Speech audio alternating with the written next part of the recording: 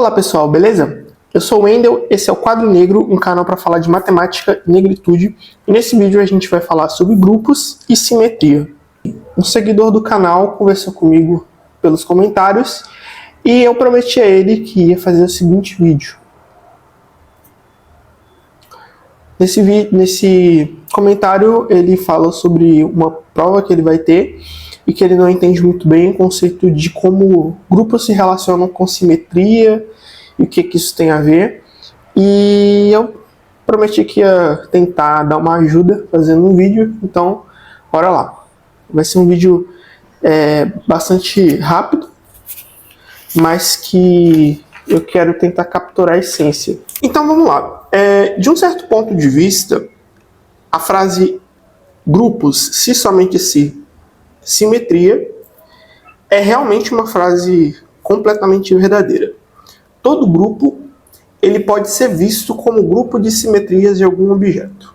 Mas, nessa frase que eu acabei de colocar aqui, existem muitos elementos que a gente precisa falar com calma, né? Então, vou até colocar ela aqui de novo. Todo grupo eu vou colocar entre parênteses o grupo de simetrias de algum objeto. Vejam que é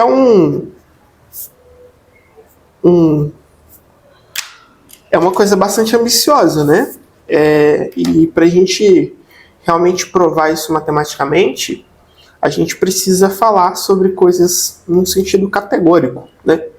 Mas vamos pensar primeiro o que isso significa. Então, vou supor que você já saiba o que é um grupo. Se você não sabe, tem um vídeo no meu canal onde eu explico o conceito de grupo. Inclusive, falo de um desses exemplos, né, de como nasceu o conceito de grupo, que justamente nasceu para poder falar sobre a ideia de simetria, de tentar capturar simetrias de objetos. Mas quando eu falo grupo num conceito geral, mais amplo, ou seja, é aquele conjunto não vazio com uma operação que é associativa com elemento neutro e elemento inverso para todos os pontos, certo? Agora, grupo de simetria já é uma coisa mais específica. Mas vamos pensar, primeiro, o que é uma simetria? Então, vamos lá, o que é simetria?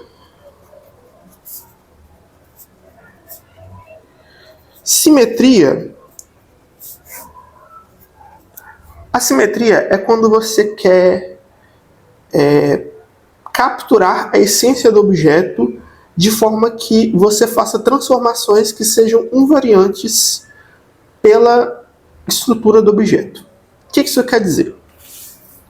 Quando a gente fala simetria, a gente está pensando simetria do quê? Ou de quê, né? Se for esqueci o nome do cara, mas vamos lá. Olha só, simetria não é um conceito geral. Você precisa de saber simetrias de que objeto que você está tratando. Mas quando a gente fala essa frase, a gente também tem que tomar o cuidado de que o mesmo objeto ele pode ser visto de várias maneiras diferentes. Vou dar um exemplo. Vamos pensar aqui no círculo. S1.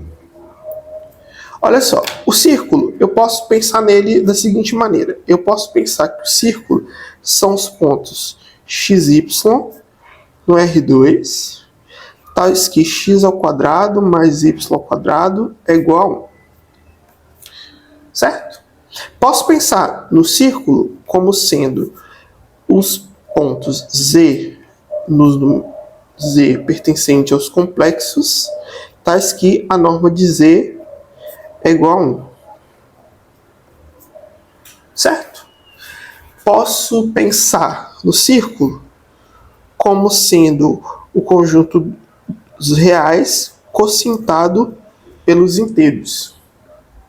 Posso pensar no círculo como sendo o intervalo 0, 1, quocientado pela relação de equivalência, que pega todo ponto x e equivalente com o próprio x, se o x é diferente de 0 e 1, e leva o 0 no 1. Todas essas coisas aqui são um círculo. Só que repara que cada uma delas está escrita numa linguagem diferente. Cada uma delas são conjuntos que são objetos diferentes, mas todos eles, de uma certa maneira, representam algo igual, certo? Só que veja bem, essa primeira definição aqui é uma definição que você está pensando no círculo como um subconjunto do plano. Então você está aqui no R2 e pega aqui como um conjunto de pontos do plano. Aqui, o círculo já é o plano complexo. Ah, ainda, mas o R2 e o plano complexo são iguais, certo? Mas é aí que eu quero chegar. Iguais em relação a quê? Que eu me lembre, eu digo que os reais são iguais aos complexos no sentido de que eles são, por exemplo, espaços vetoriais iguais. Ou são espaços topológicos iguais. Mas quando eu falo espaço vetorial ou espaço topológico, eu já estou admitindo alguma estrutura aqui. Ou seja, o conjunto de propriedades que eu quero analisar, quando eu falo de um espaço topológico, é de um determinado tipo. O tipo de propriedade que eu quero analisar quando eu falo de espaços vetoriais é outro tipo. E aí, com isso, o que você chega é que a simetria ela tem que preservar uma estrutura. E qual estrutura ela vai preservar vai ser dita através de como você está olhando esse objeto. Então, vamos supor, por exemplo, que você esteja olhando... Vamos lá. Antes, recadinho. Continue assistindo esse vídeo, mas dê um likezinho maroto. Comente também, porque eu adoro receber comentários. E se inscreva no canal. Se você já se inscreveu, peça para o seu pai, sua mãe, seu namorado, seu cachorro, papagaio, periquito, amizades, inimizades, e se inscreverem também. Continuando. Então, vamos supor que eu queira pensar no círculo desse jeito aqui, como no plano complexo.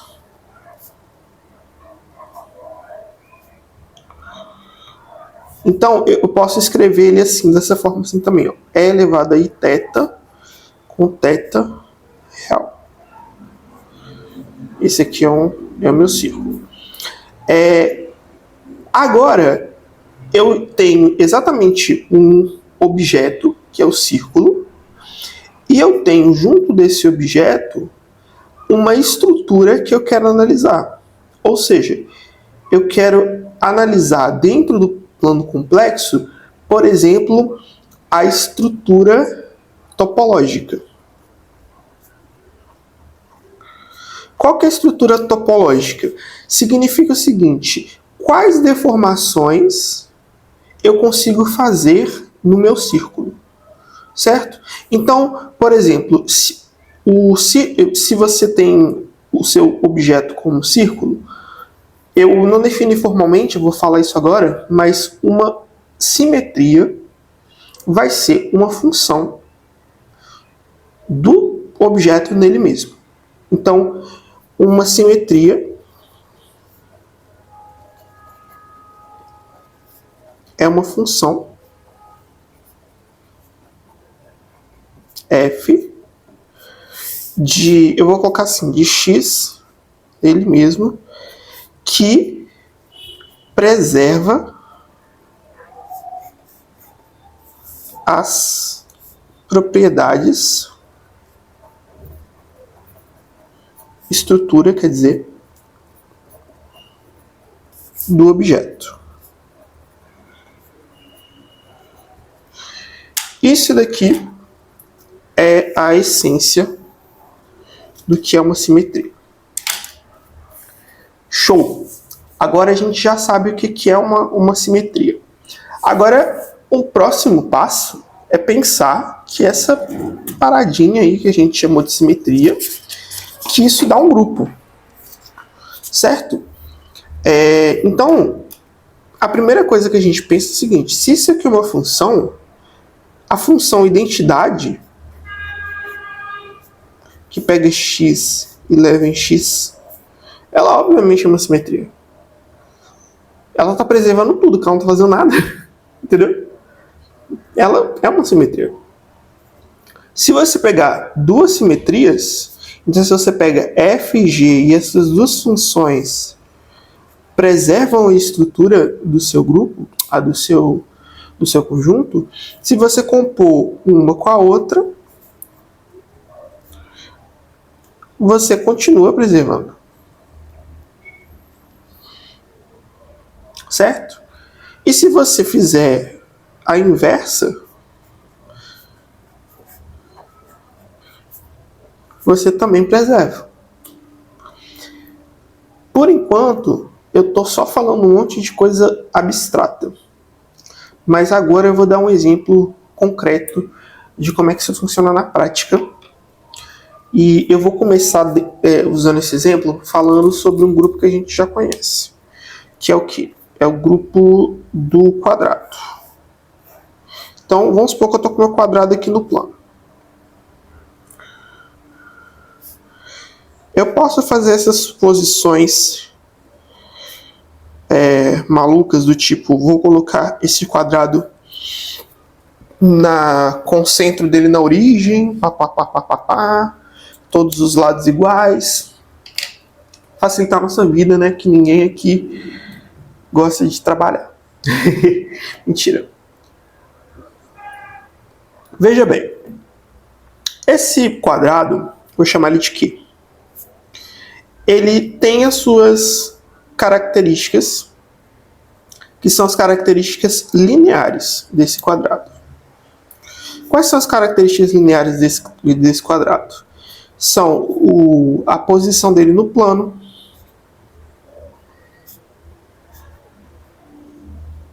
certo? Tamanho dos lados,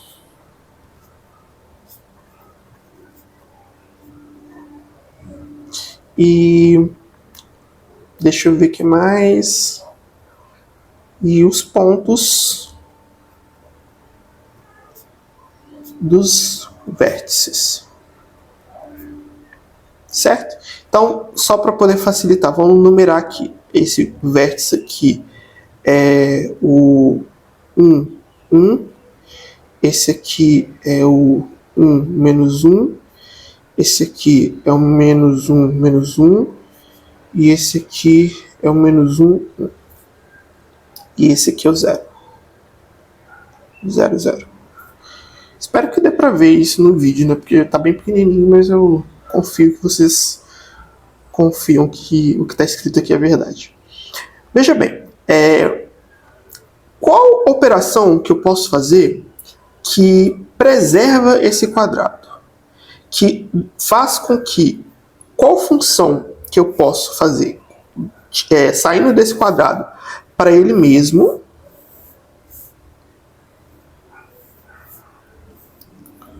de forma que eu obtenha o mesmo quadrado. Veja bem, se eu fizer, por exemplo, uma rotação de 360 graus, de π sobre 2 graus, se eu rotacionar de π sobre 2 graus, então é como se eu estivesse nomeando esse vértice A, B, C, D. Esse A vem para esse B, então esse aqui vem para cá. Esse A, não, peraí, acho que eu fiz confusão. Aqui vai o B, aqui vai o A,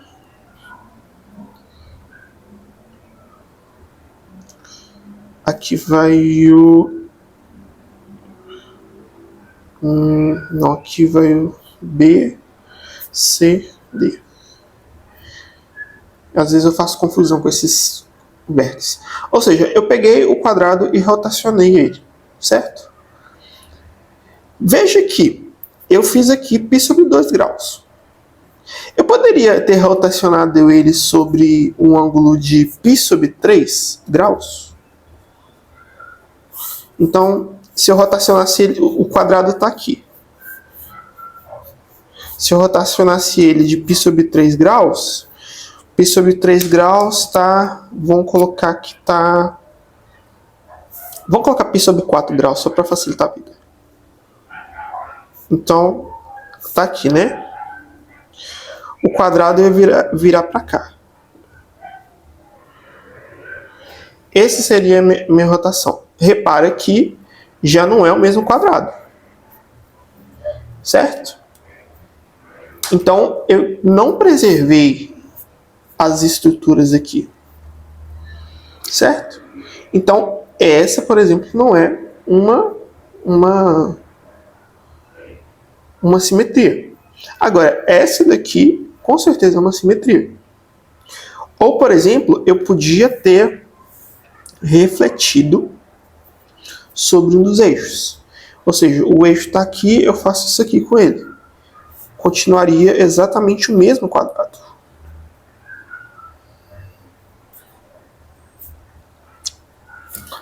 Só que, então, veja bem, resumindo a história para vocês, eu consigo fazer isso com qualquer figura, mas repara que o que me importa preservar aqui são essas duas coisas aqui. Certo? Agora, isso é porque eu estou pensando no quadrado do ponto de vista onde ele é uma estrutura geométrica. Então, eu estou pensando do ponto de vista da geometria, vamos colocar assim, analítica ou linear.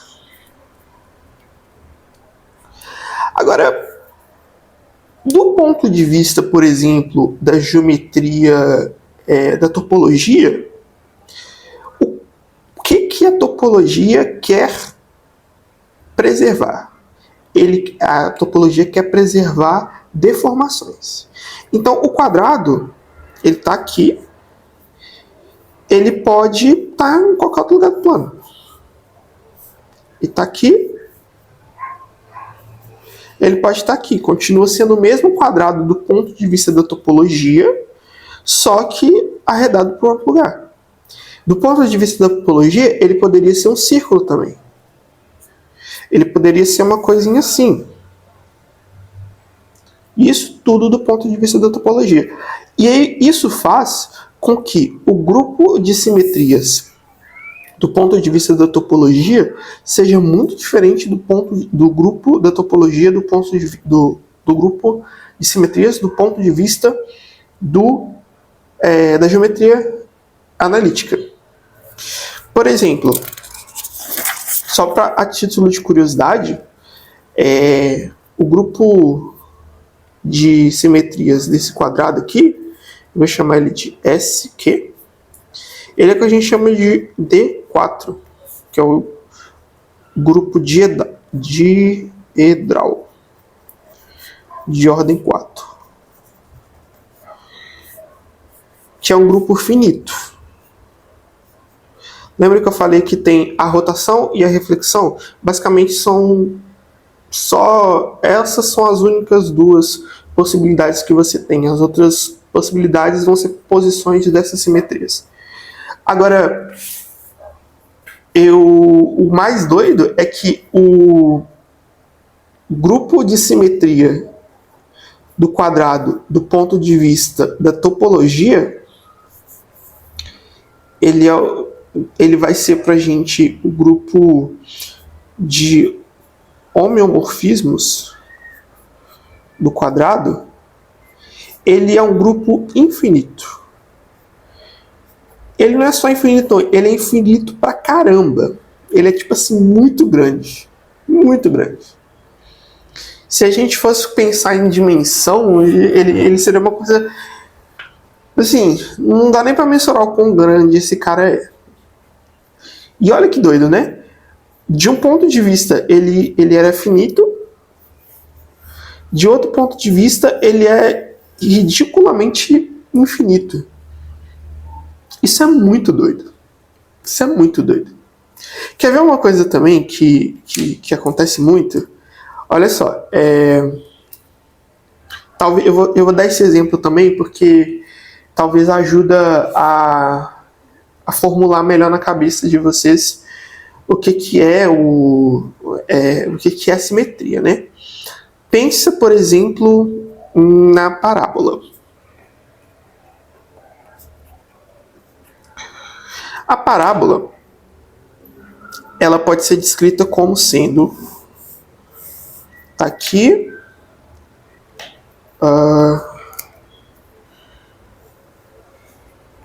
certo?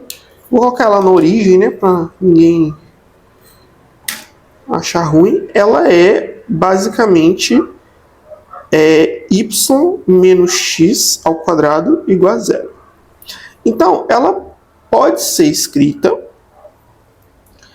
da seguinte maneira: ela pode ser escrita como o conjunto dos pontos no plano, tais que y é x ao quadrado. Ou você pode escrever ela assim também.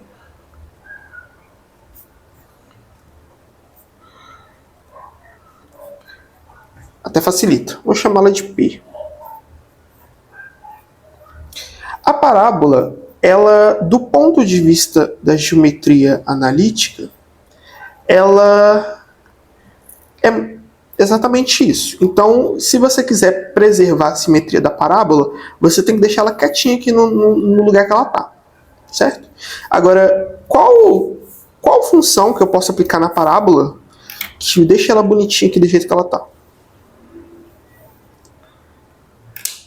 Já estou roubando aqui, né? Porque essa parábola ficou um pouco maior do que essa, mas vocês vão vir comigo que eu não sou um bom desenhista, apesar de ser geômetra. Mas vamos lá. Então, eu quero uma função f que vai da parábola para ela mesma. Então, ela pega um ponto x ao quadrado e leva em alguma outra coisa que eu vou chamar assim de y z, mas esse yz aqui, ele não pode ser qualquer, né? Ele tem que ser uma coisa de forma que que z ao quadrado é igual a y. Então eu posso escrever isso daqui como sendo y ao quadrado. Então, no final das contas, isso está dizendo que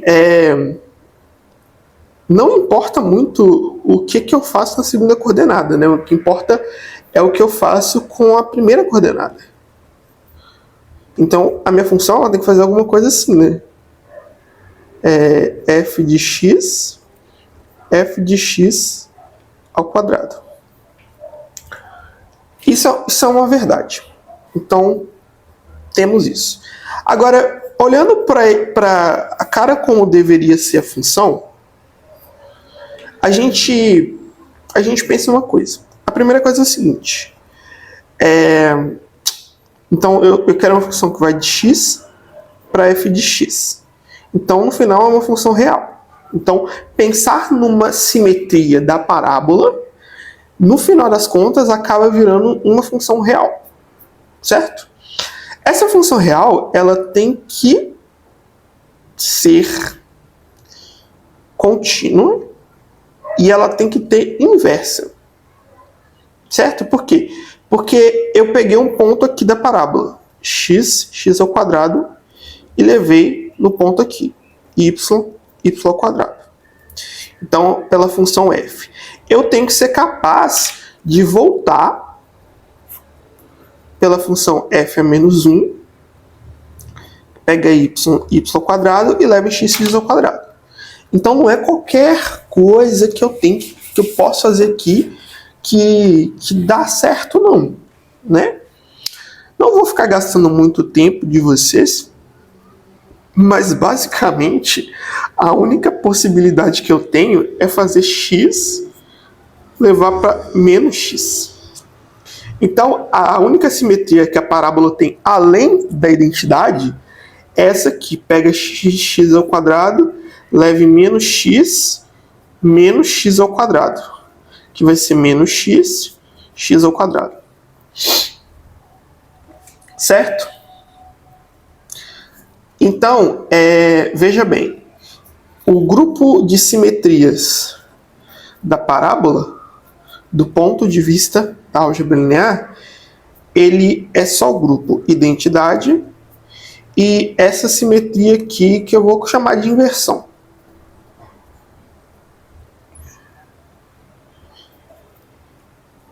E reparem também, né, que se você fizer isso daqui e inverter de novo, você volta na identidade. Então você tem ordem 2. Então isso aqui é isomorfo a Z2. Um grupo ridiculamente pequeno. Então a parábola não tem tantas simetrias assim quanto a gente quer. Por outro lado, do ponto de vista da topologia, até pensando nessa questão aqui, o que a gente tem aqui é a parábola vai ser basicamente isomorfa reta, homeomorfa reta. Então, basicamente, você olha para isso daqui e você vai fazendo uma deformação até chegar nisso aqui.